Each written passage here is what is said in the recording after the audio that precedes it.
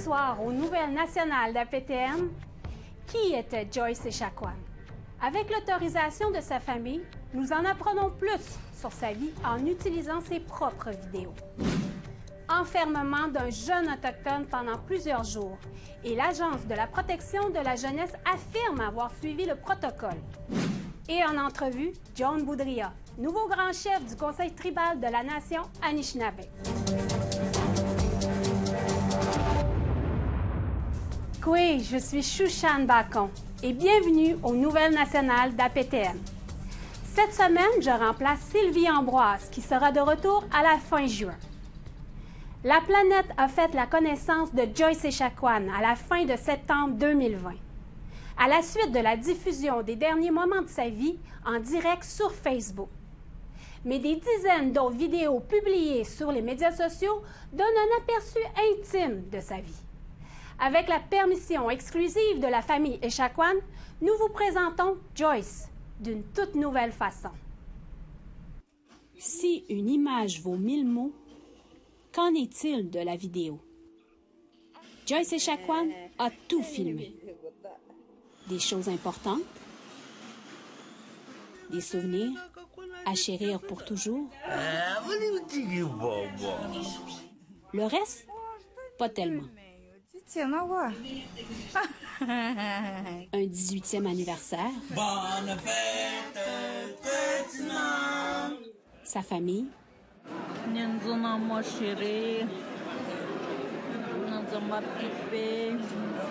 Ses enfants. Et son mari Carole, qui la faisait toujours rire.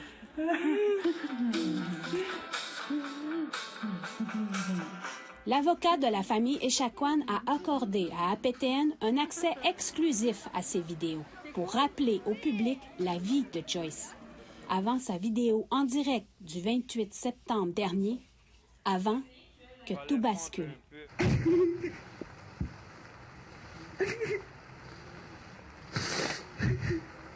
Aux conjoints, aux parents, aux enfants, amis de Joyce et à la communauté, merci pour votre courage. Merci pour votre résilience, votre force.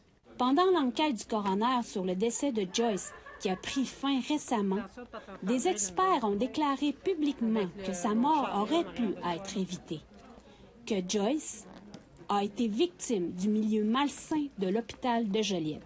La vidéo qui montre ces derniers moments a suscité l'indignation de la communauté internationale. Mais selon certains témoignages devant le tribunal, elle était considérée comme dépendante aux stupéfiants, une femme agressive en mauvaise santé, qui avait des problèmes de santé mentale. Ce n'est pas la femme que sa famille connaissait. Même le jeune fils de Joyce, que l'on aperçoit ici trop timide pour parler dans cette vidéo datant de 2018, ne pouvait pas garder le silence après avoir perdu sa mère. À vos enfants, M. Dubé, il faudra leur raconter que la petite révolution de la réconciliation a débuté grâce à leur maman. Sauf que le fait de se tenir debout a des conséquences. La fille aînée de Joyce a reçu des menaces de mort à la suite de son témoignage. Et bien que des gardes du corps ont été embauchés pour protéger les travailleurs de l'hôpital pendant l'enquête, la famille Echaquan n'a pas reçu un tel soutien. C'est pourquoi des milliers de personnes sont venues de partout au Québec pour participer à une marche à la fin de l'enquête. La peur est encore bien réelle. Quand je regarde ce qui est arrivé, ça me fait vraiment mal. J'ai peur pour nos enfants, j'ai peur pour mes petits-enfants, j'ai peur pour tout. Tantôt, on est rentré dans un restaurant avec ma fille. Là, ils nous regardaient comme si on était des criminels, parce qu'on était habillés comme ça. Puis je demande que le gouvernement reconnaisse qu'il existe le racisme systémique partout, autant chez les hôpitaux, mais dans le système des hôpitaux, puis les centres jeunesse également aussi, chez nos jeunes. partout. Le gouvernement du Québec insiste pour aborder les questions par étapes, mais il refuse de céder aux pressions des Nations unies et d'adopter le principe de Joyce, un plan en matière de santé nommé en l'honneur de la mère des 7 enfants.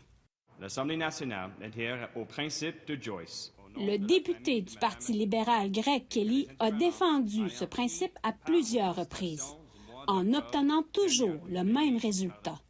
Y a-t-il consentement pour débattre de cette motion? Pas de consentement, M. le Président. Pas de consentement. Malheureusement, encore, il n'y a pas une grande ouverture de le gouvernement d'accepter et adopter le principe de Joyce. Ils sont prêts à mettre tout leur effort, tout le pouvoir en arrière de leur gouvernement pour changer des lois pour une personne. Mais quand on parle des peuples autochtones, quand on réclame la justice pour Joyce, la réponse est de modifier les lois du Québec. La réponse du gouvernement, c'est un grand non. Et pendant ce temps, bien que les politiciens font du surplace, il y a du mouvement ailleurs.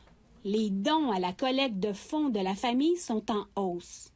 Une pétition réclamant justice pour Joyce contient des centaines de nouvelles signatures. La tempête médiatique tire à sa fin. Mais Carole Dubé explique qu'il n'est pas toujours prêt à parler de Joyce, bien qu'elle soit toujours présente dans son esprit. Il a écrit à son sujet, et nous avons la permission de la famille de partager ses propos. Tu as été la première qui m'a dit que j'étais beau. Ma meilleure partenaire, ensemble, on a fait tout. Tu es ce que tu étais, souriante et belle. Je le te répétais que tu étais belle.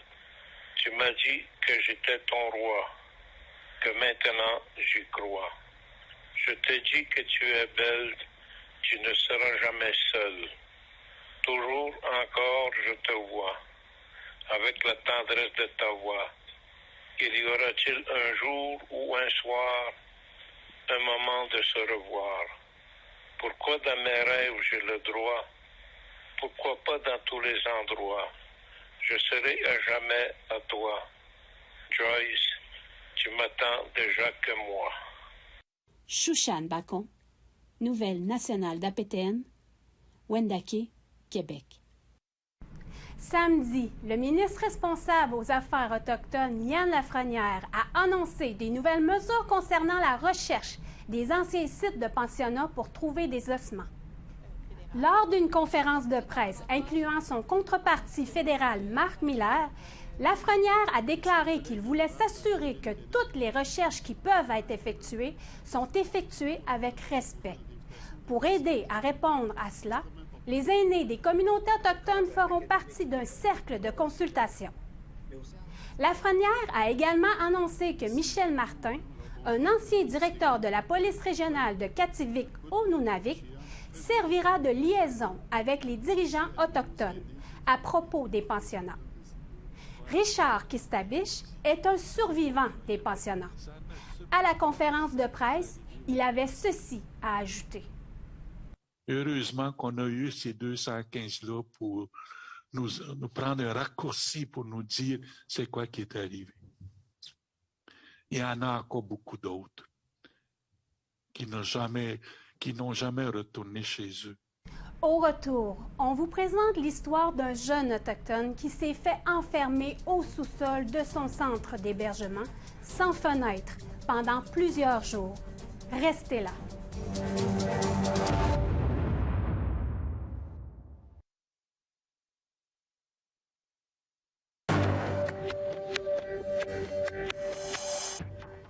Re-bienvenue aux Nouvelles nationales d'APTN. Une agence de protection de la jeunesse à Montréal est sous le feu après qu'un adolescent autochtone ait été forcé de s'isoler dans une pièce de sous-sol sans fenêtre pendant plusieurs jours. Sauf que l'agence maintient qu'il ne faisait que suivre le protocole de COVID-19. Un reportage de Lindsay Richardson. Imaginez ceci. Vous êtes un étudiant. Vous pensez que vous allez à l'école pour la journée. Mais à cause d'une malentendue, on vous ordonne de vous isoler complètement pendant 14 jours. Here he is not knowing any better. Always been in the care of the DPJ for his whole life. And here he is thinking that this is just the way things are. And this is just normal to him. It's not normal, it's sickening. L'étudiant en question est un autochtone mineur pris en charge par les services de protection de la jeunesse de Montréal. Nous ne pouvons pas le nommer, ni l'homme qui parle, qui est son professeur. My student needed to get his school supplies because the school had been closed down on the Tuesday as a result of a bridge collapse here in Montreal. He was sent to school anyway from the group home. They didn't know or didn't get the news that that the school was closed. Batshaw, l'agence de protection de l'enfance chargée du dossier, a eu l'impression que le jeune avait pu être exposé à la COVID pendant le détour.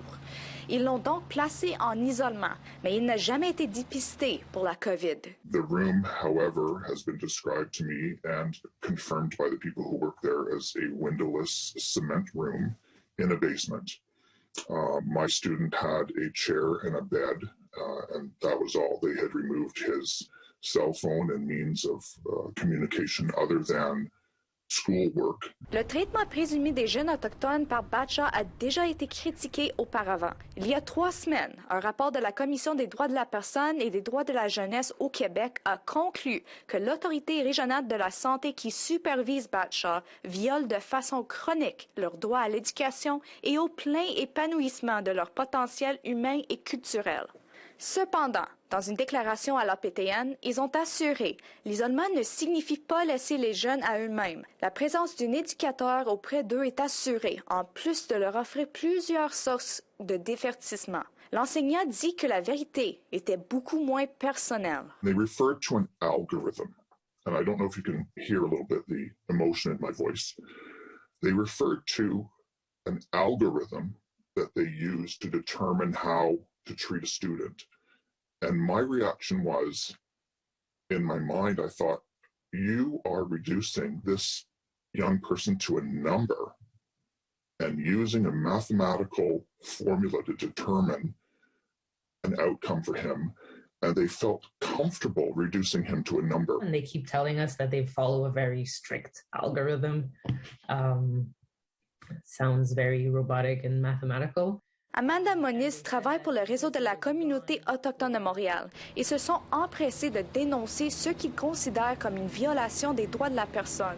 Mais après une réunion avec les responsables du conseil de santé, ils disent que leurs préoccupations ont été rejetées. They were so resistant. It was incredible. It became very clear that they were there to just let us talk and express concerns and just so that they could appease us, that they could check a box off a list and say that, oh, we heard them. But really nothing was done. Au moment où les groupes se sont réunis, le jeune en question aurait passé 3 ou 4 jours enfermé. Son enseignant dit qu'une plainte officielle est en cours. You do not, in 2021, reduce a young Indigenous person to a number and say that the algorithm told you to do it. That is a complete, utter failure in the system, and I would suggest a moral failure too. Le conseil de santé a promis de libérer le jeune si un test de COVID s'avérait négatif. Nous avons envoyé un courriel de suivi pour confirmer si ce test avait déjà eu lieu.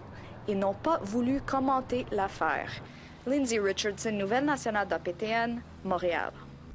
Nous vous invitons à nous suivre sur les réseaux sociaux. Vos commentaires, suggestions et questions sont les bienvenus. Pour nous joindre par courriel, l'adresse est le info, nouvelle au pluriel, @aptn.ca. Retrouvez-nous sur Facebook au @nouvelle au pluriel, aptn en un mot, et sur Twitter, @nouvelle au pluriel, aptn. Au cours des dernières semaines, le ministre responsable des Affaires autochtones a effectué plusieurs annonces importantes qui tiennent compte des conclusions de la commission Viens ou visent à régler des problèmes de longue date. Une annonce concerne une injection de 14 millions de dollars dans les services de justice dirigés par les Autochtones.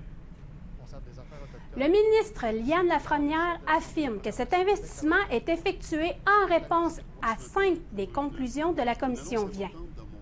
Le montant de 4,1 millions de dollars servira à améliorer les programmes de justice existants dans les centres d'amitié situés en milieu urbain. Il permettra de créer de nouveaux programmes dans les communautés des Premières Nations, ainsi que d'embaucher plus de rédacteurs, réviseurs pour les rapports GLADU. Le gouvernement du Québec qualifie cet investissement d'historique. L'Assemblée des Premières Nations Québec-Labrador, quant à elle, estime que ce n'est qu'un point de départ. La justice est la responsabilité de qui? C'est très clair au niveau de nos communautés que la responsabilité, c'est qu'elle doit exister chez nous, au même titre qu'elle existe chez d'autres juridictions. Mais ceci étant dit, je pense que la finalité, dans ce sens-là, pourrait être vraiment des autorités en matière de justice pour nos communautés qui seront d'abord et avant tout reconnues par nos propres communautés. C'est l'objectif qui est poursuivi et qui, sans doute, fait nettement consensus parmi les communautés et nations que nous représentons. Le gouvernement du Québec a annoncé récemment un investissement de plus de 28 millions de dollars pour la réalisation d'initiatives propres aux Autochtones visant à s'attaquer au problème de la violence conjugale dans la province. Le Québec a qualifié la situation de crise un peu plus tôt cette année, à la suite des meurtres de 10 femmes en 10 semaines. 2 d'entre elles étaient inuites. Les représentants du gouvernement ont donc présenté une nouvelle répartition du financement pour offrir des services de lutte contre la violence conjugale adaptés à la culture. Une somme de 10 millions de dollars servira à appuyer les services de prévention et d'intervention dans le Nunavik. Les services de police autochtones obtiendront un financement de 9,8 millions de dollars et 6 millions de dollars seront utilisés pour améliorer les programmes de soutien aux femmes et aux hommes autochtones. Après la pause, je vous présente en entrevue le nouveau grand chef de la nation Anishinaabe, John Boudria. Restez là.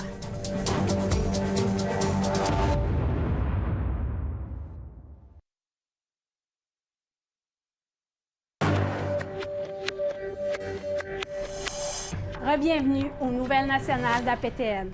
Cette semaine, on reçoit John Boudria, le nouveau grand chef de la nation Algonquin-Anishinaabe, élu le 20 mai dernier par les 7 communautés Anishinaabe du Conseil tribal. Il vient nous parler de sa vision alors qu'il est au début de son mandat. Bienvenue aux Nouvelles nationales d'APTN, grand chef John Boudria. Oui. Félicitations pour vos élections. Merci. Première question, vous qui êtes un artiste, quand et pourquoi avoir pris cette décision de vouloir briller le poste de grand chef de la nation Algonquin-Anishinaabe? Premièrement, je suis artiste, mais j'étais aussi employé du Conseil tribal pour les dernières années. Puis j'ai bien appris les dossiers, les défis que nous avons pour la nation algonquine, ainsi que j'ai trouvé que je vais très bien placé pour faire le continuum sur notre ancienne grande chef. Puis de vraiment apporter des nouveaux énergies envers travailler sur nos dossiers pour que ça puisse bouger plus à l'avance. Puis, que voulez-vous apporter à votre nation? Surtout en ce moment, avec l'onde de choc de la découverte des 215 enfants du pensionnat de Kamloops, puis que les souvenirs des survivants refont surface parmi la population. Effectivement, notre nation est touchée comme les autres nations au pays. Nous sommes très, très émus, puis très, on sent toute la tragédie on ne peut pas dire qu'on est surpris, mais sauf que notre nation appelle pour l'unité. Puis c'est sûr que chacune de nos communautés affiliées au comité tribal, ils ont tous des membres survivants des pensionnats. Alors, c'est vraiment important qu'on se joigne ensemble comme nation, puis avec les autres nations du Québec, nos nations avoisinantes, pour vraiment supporter ces gens-là, mais c'est aussi les familles de ces gens-là qui sont... Parce que c'est chaque individu qui sont touchés, qui sont blessés présentement par ces nouvelles. Et il faut travailler très fort ensemble, pas juste la nation algonquine, mais les autres nations, toutes ensemble, parce que déjà, on fait la demande pour des fouilles sur les autres pensionnats qui ont touché nos nations ici au Québec. Alors, il faut qu'on trouve les moyens ensemble de travailler avec ça. Puis comment, en tant que grand chef, vous pouvez apporter des changements concernant ce dossier-là? Effectivement, c'est vraiment de se connecter avec nos gens pour qu'on puisse parler à nos gens, parler à nos aînés, parler à nos membres, parler à notre leadership pour savoir comment est-ce qu'on s'enligne, comment est-ce qu'on veut vraiment procéder après ces nouvelles-là. Qu'est-ce qu'on veut? C'est quoi le but de demander des fouilles? C'est quoi qu'on veut? C'est quoi les étapes qu'on veut entreprendre ensemble en nation? Puis, pour autre question, que pensez-vous de l'entente des négociations de la chasse à l'orignal dans le parc de la Vérandrie entre le Québec et les Anishinabés? Je pense que c'est une réussite très, très, très bien travaillée pour la nation algonquine. Ça fait plus que 2 ans que nos gens sont sur le territoire, durant la période de chasse, sont sur le territoire en demandant un moratoire. Ça fait plus que 2 ans qu'on demande un moratoire. Puis le moratoire, ça fait partie de l'entente maintenant. Et qu'est-ce qui est bon là-dedans, c'est ça donne un temps d'arrêt. Un temps d'arrêt pour bien évaluer la situation du cheptel des Orignaux et aussi pour essayer de planifier un plan de gestion des Orignaux puis la chasse sportive. Un plan de gestion qui va créer une forte participation des Algonquins. Grand chef Miigwech, grand chef Boudria. Miigwech. C'est ce qui conclut le bulletin de nouvelles national d'APTN. Je suis Chouchane Bacon, qui remplace Sylvie Ambroise pour 2 semaines. Merci beaucoup d'avoir été des nôtres. Je vous laisse avec des images de l'éclipse solaire de la semaine dernière filmée par notre caméraman de Toronto, Steve Mongo. À la semaine prochaine. Yame Wenpsich.